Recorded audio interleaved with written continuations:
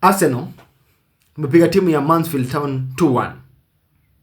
Okay, tuko ndani ya quarter finali ya kombe la FA.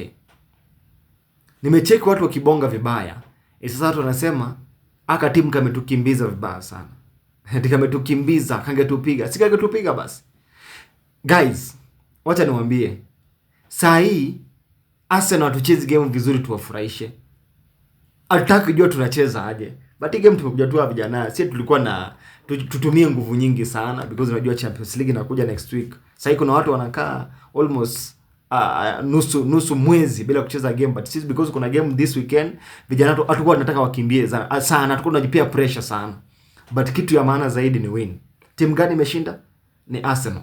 Nani ambaye ako ndani ya robo finali? Ni Arsenal.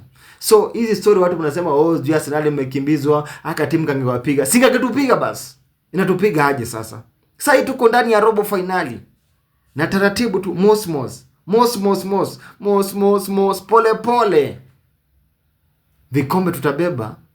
Guys, watu wangu wa Arsenal, this is our season. Acha nirudie tena kuambia watu wangu wa Arsenal, hii season ni yetu. Usisikize vitu ambavyo mashabiki wengine wanazungumza. Hao ni maheta, wachana na wao. But hii season, they will not believe.